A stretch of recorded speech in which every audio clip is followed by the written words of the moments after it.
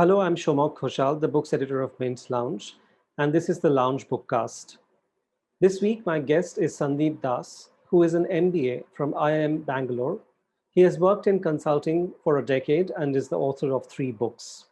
We are here to talk about Sandeep's latest book, Hacks for Life and Career, A Millennial's Guide to Making It Big. This is at once an advice manual and a self-help book for millennials joining the corporate workforce in India. It draws on case histories, facts, data, but also is told from a uniquely sarcastic point of view. Sandeep, I want to start with that question. I'm curious about the format you've chosen, which is a mix of serious nonfiction and accessible anecdotes.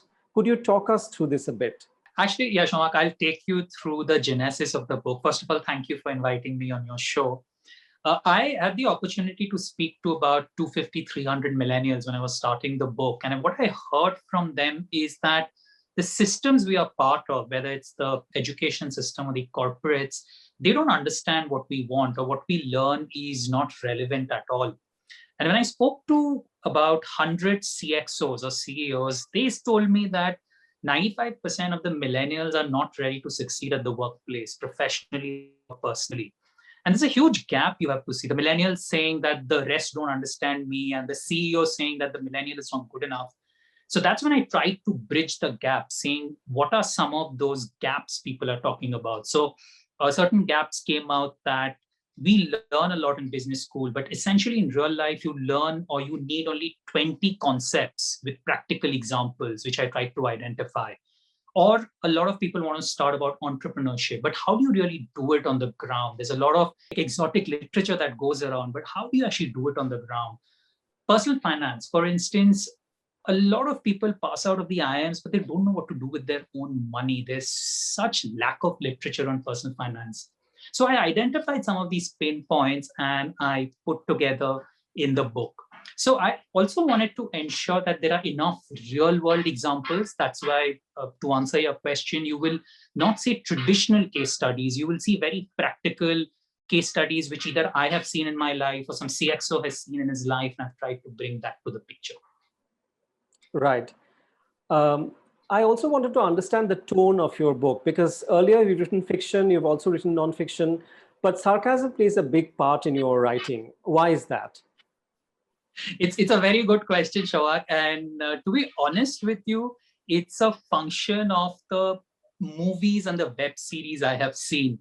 See, one of the flaws with the business books, and you'll agree with this, is there's a lot of jargon in a lot of them, and there's too much motherhood.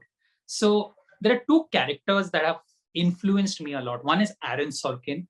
I think I just love the way he writes lines, love the way he introduces wit. For people who are listening to this, you should see Trial of Chicago 7 or Social Network or Steve Jobs. They're brilliant movies. I think he's been a big influencer in terms of how I've picked up the style of writing.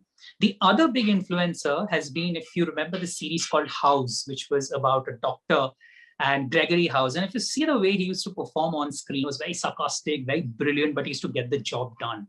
So what I've realized is when you have a sarcastic tone, but in a very matter-of-fact conversational way, some of people absorb it a lot more. Right. So, your book was written before the pandemic began, and the pandemic has been a kind of watershed moment for everyone, for corporate India, especially the way we work then, the way we work now. Which sections of your book you think remain unchanged no matter the pandemic or anything else, and which sections have to be updated because of the pandemic? Yeah. So, Shoma, that's a very good question. So, if you see the timeline, when I signed the contract in March last year, when the lockdown started, and the next 6 months, I redid the script to incorporate the pandemic elements. So, I'll start with elements that don't change. So, when I spoke about the 20 business concepts that you will need 80% of the time, you will largely see that they remain the same, no matter what the state of the economy is. The core practical content that you need doesn't change. Or for that matter, even when I talk about personal growth in terms of how to do well in interviews, how to build a good resume, a lot of that doesn't change. That's fairly agnostic in terms of where the economy is. What changes is in terms of, there's a whole section on technology, if you have seen, and the pandemic has absolutely accelerated that. I think the entire narrative about technology I had to change. The second thing I had to change is the narrative about entrepreneurship. The way we understood entrepreneurship from the last decade is going to be very different from the way entrepreneurship is likely to manifest in this decade. So I think that entire section on entrepreneurship, I had to beef it up or customize it for the environment. The third thing which had to change and change in more in terms of increase in weightage is this whole section on self-help, whether it's mental fitness, physical fitness, emotional fitness. Given the pandemic, I think I had to put in a lot more weightage given the intensity of what was going around. I was actually coming to entrepreneurship because that's a major section of your book. And I wondered, what entrepreneurship will now look like for millennials who are entering the workforce, who want to start up on their own, since we are going through such a phase of uncertainty and volatility. What is your sense of that future? So, Shobhak, that's a very good question. And a lot of people ask me. I'll give you some anecdotal evidence of what CXOs have told me and some of the data research which I have done. If you see the last decade, 2010 to 2020, a lot of entrepreneurship was about you had to be the first guy to do it. Think of Ola, think of Swiggy, think of Zomato. You had to be the first guy to do it, and you had to target growth at all costs. This was typically the entrepreneurship mantra. And if you were a student, say if you came from IIT Bombay, the natural tendency was you have an idea, be the first to do it, get funding, leave everything, and just follow that dream. That was the typical success platform. This decade, it's going to be very, very different. This decade, the first thing that you will see is it's no longer about being the first to an idea. It is about, can you capture the right niches? So for instance, if you have a cosmetics brand, and doesn't matter if Levers is playing in that space, but if you can capture a small niche, you will actually do well. It doesn't matter if Upgrad or Unacademy are in EdTech, but if you can have a small niche, you will actually do very well. So the first thing is the rise of niches you will see, because to be honest, the number of ideas where you can be first are honestly exhausted. Now it is about quality of execution and quality of niches. The second big difference you will see is in terms of risk taking. Risk taking will become very incremental. So the previous decade was about chasing growth without worrying about bottom line. This decade will be about meaningful growth. So you look at the bottom line, but you also target growth. So that's the big difference you will see. And the different types of opportunities that will come, a lot of opportunities will be in terms of mental health, emotional health, physical health of people, operating in tribes, differing nature of social media, localized communication, localized cities. You will see a lot of these opportunities that will arise. The final point on entrepreneurship I want to make is that unlike the previous decade, it's if you are a student or if you're an aspiring entrepreneur, if you have a fight with your boss, that doesn't mean entrepreneurship is the answer. The way entrepreneurship will work this decade is you might have a great idea, you might be good at execution, you will typically do it on the side with your existing job. You'll run it for 6 months, you will see if the pilot is working. And if you think you can scale up sustainably, equally looking at bottom line is when you will move forward. So that's how entrepreneurship is going to be very, very different in this decade. Well, drawing on that point, basically about, fighting with your boss and not being able to do your job, and especially sort of going through this period of uncertainty at the moment when we are also seeing job losses. You are a commentator on millennials in the workforce. So what would your advice be to the millennial workforce at the moment who are going through this phase of great uncertainty? So firstly, buy my book. I think that's the first piece of advice. But on a serious note, this is a very difficult question to answer, but I talk from personal experience. I passed out in the 2008 financial crisis. So I saw this, I bore the brunt of it because when I passed out of IIM Bangalore, I had torrid time in the final placement. So I talk from experience. There are 3 things which anybody should do. This is drawing from personal experience. One is upskilling. So what does upskilling mean? Upskilling means listening to podcasts every day, reading a good newspaper like Mint every day, reading 1 book a month.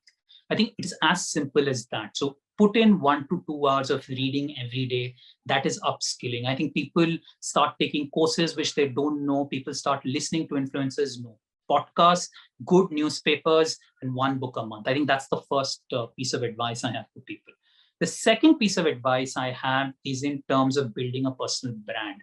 I think what happens with our Indian culture is we are taught that don't show off, do your work and the world will take care of it. It doesn't work that way, especially when you're in a difficult time. So I would suggest to everyone who's listening to this, go on LinkedIn, build a profile, write a nice story, identify the companies where you want to work in, pick one person, send connections to them, post content about your personal experience, a good book you've read, a good movie you've seen. So post content, build a very active social media profile, and don't feel shy about posting your success. Shomak will tell you the number of times I have chased him, and he will vouch for that. So please do it. It actually works. The third piece of advice I have is in terms of personal finance.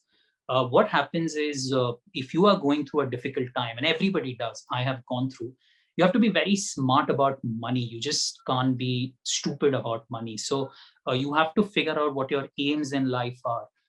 How much of your portfolio should be in risk-free asset? How much should it be in risky assets? So just because Dogecoin or Bitcoin is the flavor of the season doesn't mean you put money in that. So you have to understand your personal finance. You have to build a buffer. You have to build emergency funds. You have to have the right amount of insurance. So 3 pieces of advice in terms of upskilling, in terms of personal brand, and in terms of personal finance is what I have to give to people. My last question to you, Sandeep, is regarding the subtitle of your book, basically the idea of making it big. That used to mean something else before the pandemic hit us, I suppose, and now it probably should mean something different. What, in your sense, what is your sense of the term now? What should it mean? What should it stand for?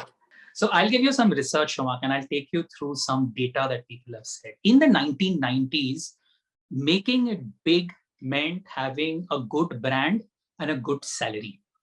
In 2000 to 2010, if you roughly see, it came an element of, can I go to the US? Can I also have a good brand? Can I also have a good salary? 2011 to 2020, it elements of, can I be slightly physically fit? And also, can I start my own firm? So that's how the narrative changed. Let me tell you what this decade the narrative is. Each millennial, the narrative is a function of the following. One, in terms of their primary careers. It is about which company they work for, how much they make, but what is the impact they have at work. So if they believe their work is just churning out good slides, but it's not showing impact, millennials will not think they've made it big. So that's point one. Point two, every millennial will have a side hustle. It could be influencing, reading, writing, theater. How they manage to manage that secondary career is an element of how they make it big.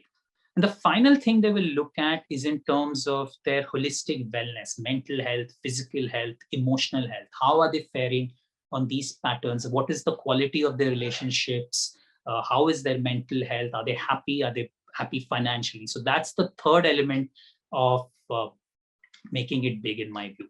Thank you, Sandeep. That's very helpful. And thank you for joining us in this show. Sure. Thank you, Shomak. Thank you for the interview again. And thanks a lot.